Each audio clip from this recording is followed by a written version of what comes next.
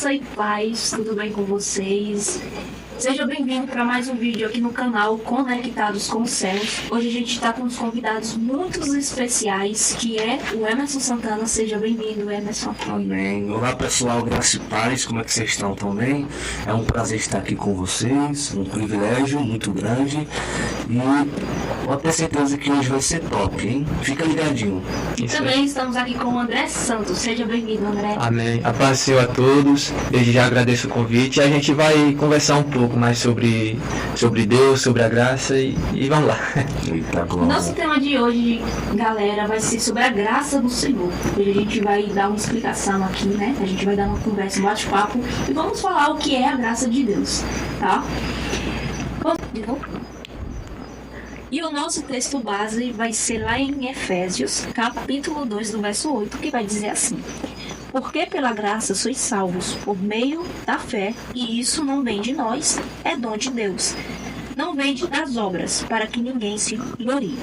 Isso me gera uma dúvida. A dúvida é essa de o que é a graça?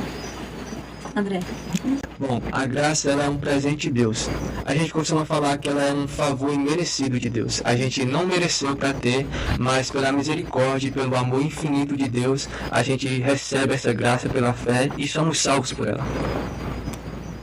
E a graça, o que será que ela produz em nossas vidas?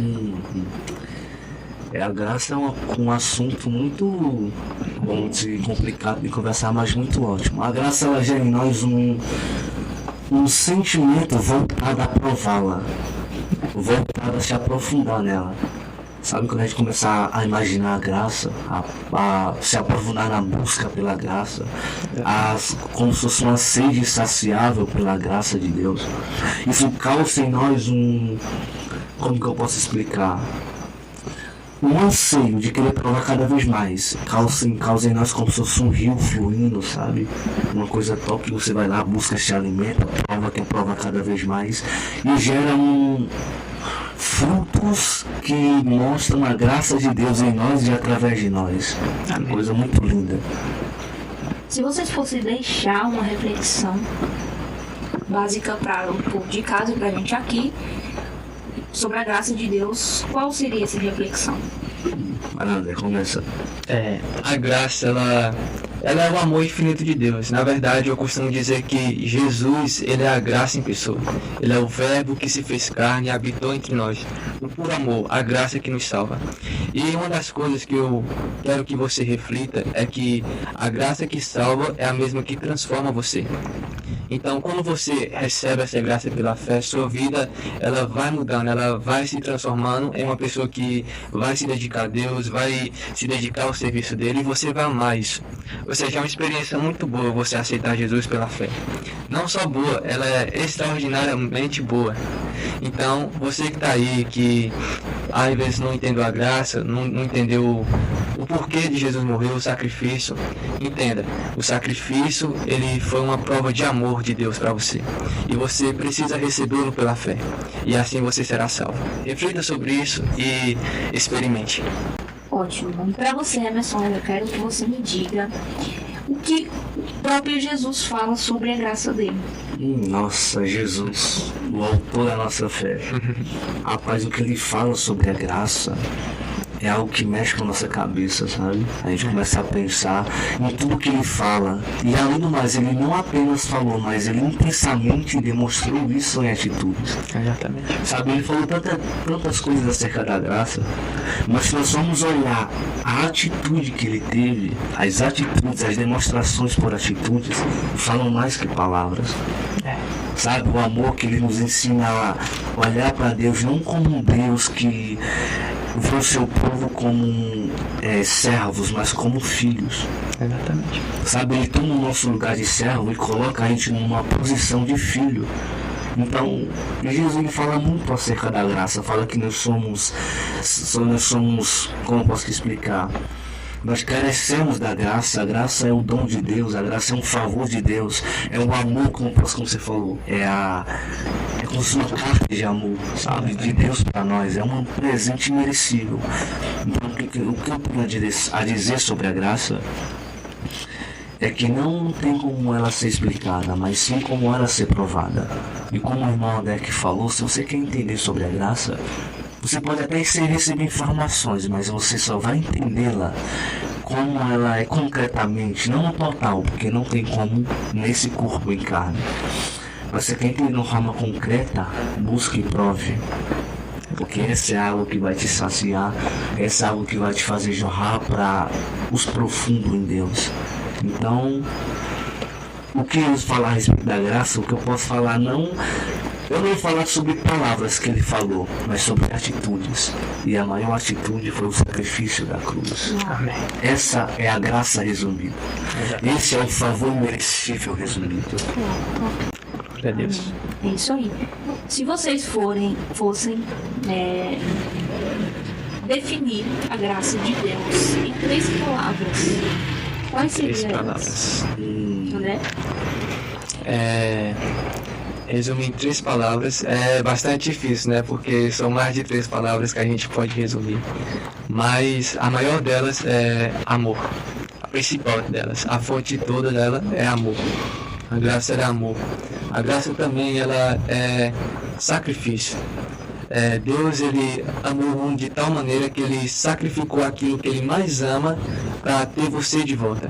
E a gente tem que sacrificar aquilo que a gente mais ama muitas vezes para ter Deus do nosso lado, para ter uma vida santa com ele.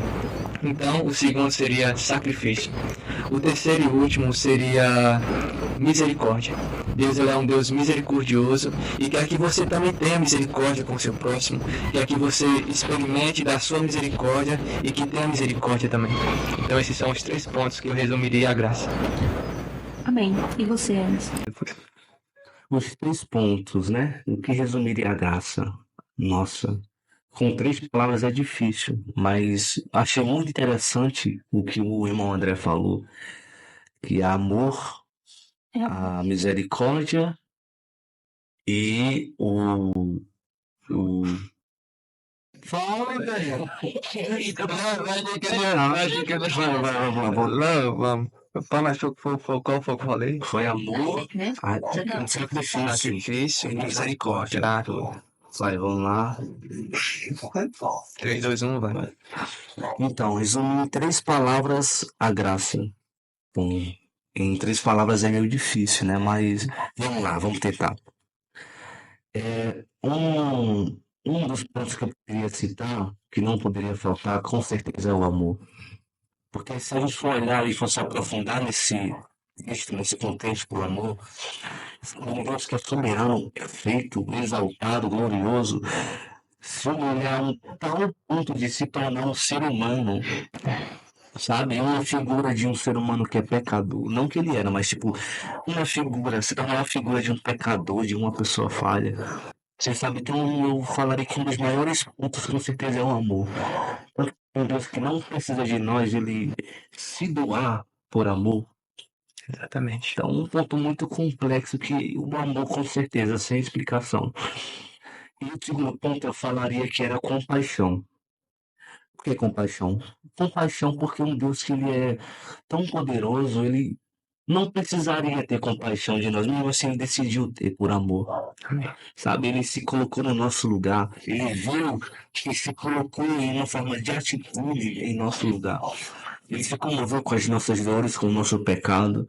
Ele teve compaixão de tudo aquilo que nós fizemos e todos os nossos erros, todos os nossos defeitos, problemas, sabe, de tudo, sofrimentos, ele teve compaixão. E por isso que ele veio até nós. Então é uma coisa muito bonita, eu falaria que também era compaixão. E o terceiro ponto eu falaria que era misericórdia, porque um Deus tão misericordioso, sabe, ele não precisaria vir até aqui, ter compaixão, nos amar, mas mesmo assim decidiu. Então olha a misericórdia que ele tem por nós. Amém. Sabe, então uma coisa que eu acho, e nós falhamos contra ele, mesmo sem perceber, nós muitas das vezes erramos, nós deslizamos muitas vezes na fé, porque somos falhos, pecadores, mas mesmo assim, pela sua misericórdia, ele não desiste de nós. Amém. Pelo seu amor, pela sua compaixão, pelo seu sacrifício, ele não desiste de nós. Então eu resumiria em 3 palavras: amor, compaixão e misericórdia. Uau! Amém. E um dos versículos mais lindos da Bíblia, que se encontra lá em João 3,16, né? Que diz assim: porque Deus amou o mundo de tal maneira que deu seu Filho unigênito para todo aquele que nele crê não pereça, mas tenha a vida eterna. Quando a gente olha para esse versículo, a gente vê um ato grande de amor e de graça. Eu quero que vocês me dêem uma explicação, vocês digam o que vocês entendem nesse capítulo aqui, nesse versículo. Nossa, nós vamos olhar esse texto. Normalmente as pessoas costumam falar assim, né? Que já ouvi tanto esse versículo, mas se nós formos se aprofundar nisso, porque Deus amou o mundo. E quando nós vamos se aprofundar o mundo, não é necessariamente isso, não é necessariamente essas coisas exteriores assim, mas está falando de pessoas. O mundo inteiro, tanto pessoas daquele tempo, quanto do tempo presente, quanto dos tempos futuros. Exatamente. O mundo inteiro, todas as pessoas que existem, que vão existir e que já existiram. Uma coisa muito linda, Deus ama o mundo de tal maneira, e esse tal é uma forma inexplicável, uma forma que não tem medidas, que nem o universo inteiro, a galáxia, tudo, nada pode se comparar a esse amor. Amém. Então, se nós formos se aprofundar, então ele nos ama de uma forma tão inexplicável, tão incomparável, de uma forma que nós não pode raciocinar, que nos amou. E fala, se eu for olhar no versículo 17, fala assim, que Deus ele não enviou seu Filho ao mundo para que condenasse o mundo, mas para que o mundo fosse salvo por ele. Então, Deus ele é um Deus de misericórdia. Que ele enviou seu Filho ao mundo não foi para condenar nós por causa dos nossos pecados, mas sim para nos limpar, mas nos redimir e nos levar a uma posição de filho. Então é uma coisa muito linda. Não tem uma explicação concreta, mas uma decisão de provar. Você vai entender. Amém. Amém. E você, André, o que acha? Esse, como o Emerson falou, né, é um texto que é bem conhecido, é bem famoso, mas ele tem uma essência muito poderosa, que fala, que eu costumo dizer, a tal maneira de Deus, né? Ele amou o mundo de tal maneira, ou seja, uma maneira que não dá para explicar. João, ele usou esse termo porque não tinha como usar outro. É uma tal maneira, é algo inexplicável, que ele entregou, ele sacrificou o seu único filho. Imagina, Deus Todo-Poderoso com um filho único, sem pecado, sem defeitos, entregar ele para morrer por amor a mim e a você, que somos falhos, pecadores, muitas vezes desobedientes a Deus. Ele enviou o seu Filho unigênito para nos salvar. Bom, tem um versículo que eu gosto muito, que se encontra em Romanos capítulo 8, versículo 1, que diz: portanto, nenhuma condenação há mais para aqueles que estão em Cristo Jesus.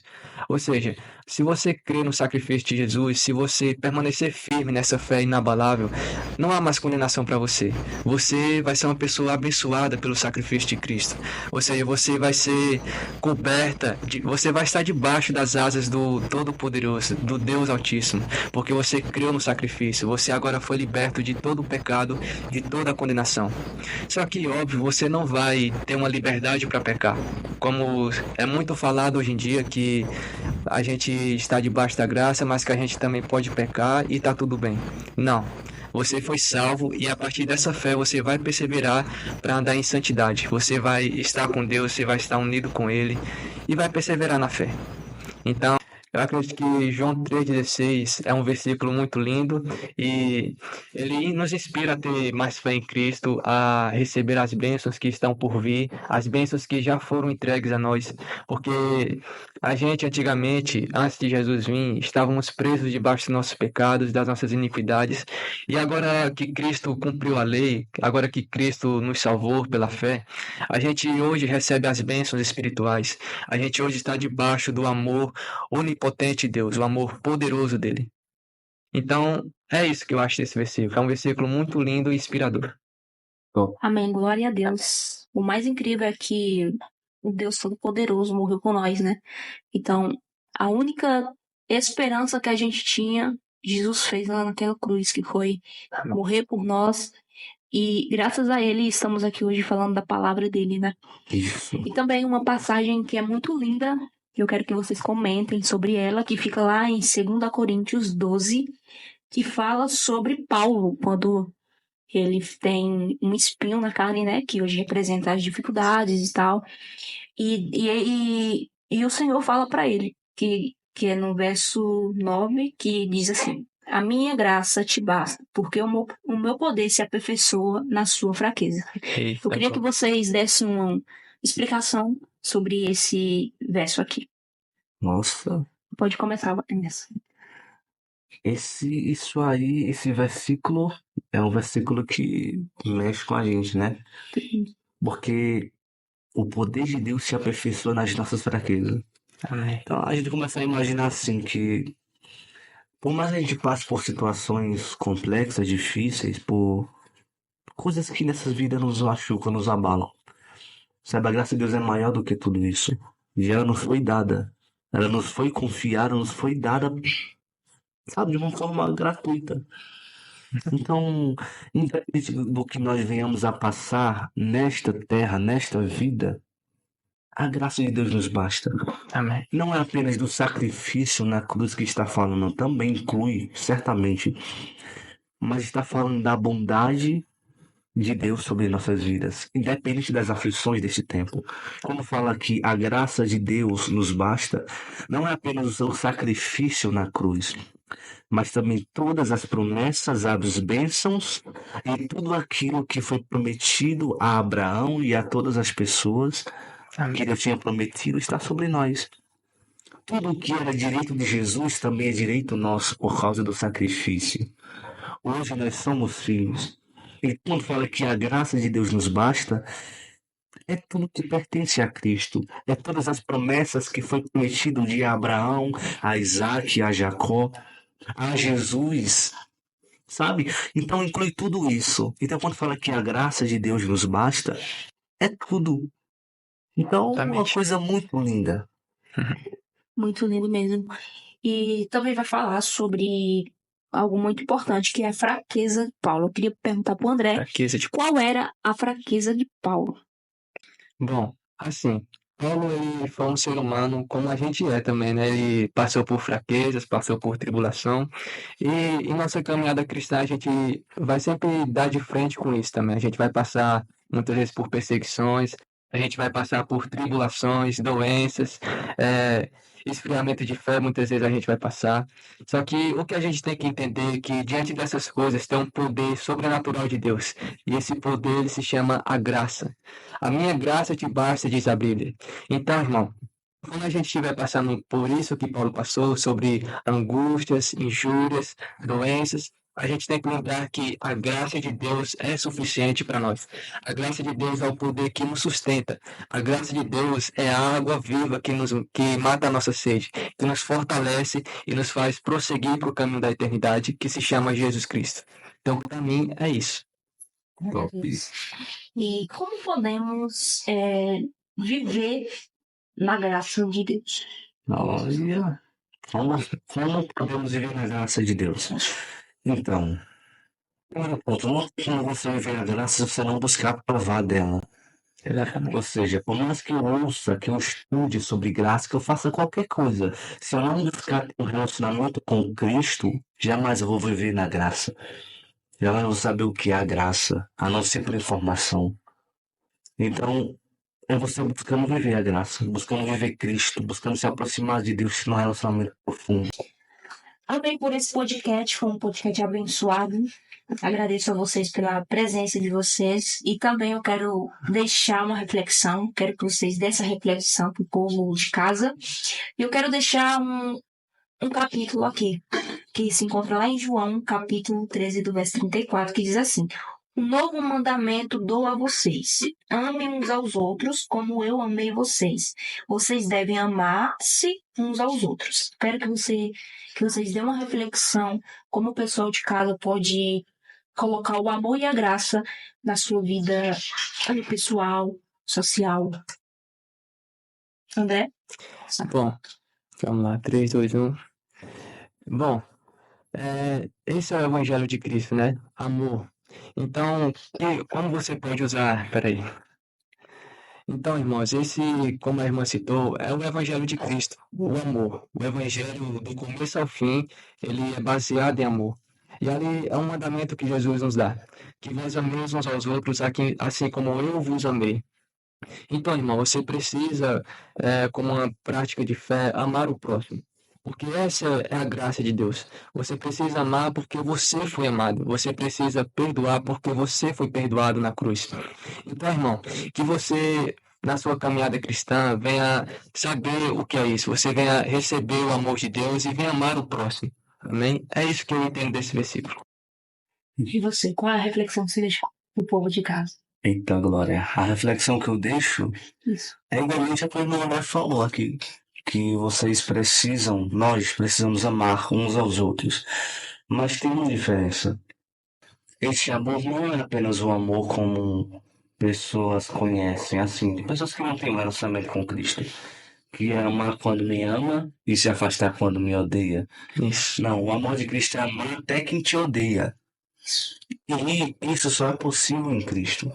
Porque não tem como eu buscar amar alguém, amar o próximo, sem me relacionar com Jesus. Porque é impossível eu amar alguém como Jesus me ordenou que eu amasse se eu não tiver um relacionamento com ele. Então, antes de tudo, uma reflexão e um conselho que eu dou para você. Antes de você buscar amar alguém, amar ao próximo, busque se relacionar com Jesus. Porque se você não se relacionar com Jesus, você não vai conseguir amar ao próximo. Quem te ama, você até vai conseguir amar, mas quem te odeia, você não vai conseguir. Por isso que é preciso um relacionamento com Cristo. Porque o amor dele que vai te constranger e vai te consumir ao ponto de você amar até quem te odeia. Como uma famosa frase que eu sempre ouço, que o amor de Deus é tão grande que ele é capaz de me fazer te amar. Então, uma coisa muito linda. Então, antes de você buscar amar alguém, busque primeiro se relacionar com Jesus. Para então você poder amar até quem te odeia e até quem te machuca. Glória a Deus. Galera, esse foi o vídeo. Esperamos que você tenha gostado. Se você gostou, deixa o like, né? Deixa o like, se inscreve aí no canal se você não é inscrito. Também ativa a notificação para quando sair o próximo vídeo você ser o primeiro a ser notificado. Comenta, compartilha para todo mundo e esperamos você no próximo vídeo e que Deus possa te abençoar, abençoar sua família e também se você tiver dúvidas ou se quiser fazer pergunta, deixa nos comentários que a gente vai estar de olho ou até podemos trazer no próximo vídeo, tá bom? Deus possa te abençoar grandemente. Esse é o canal Conectados com os Céus. Deus te abençoe. Um abraço.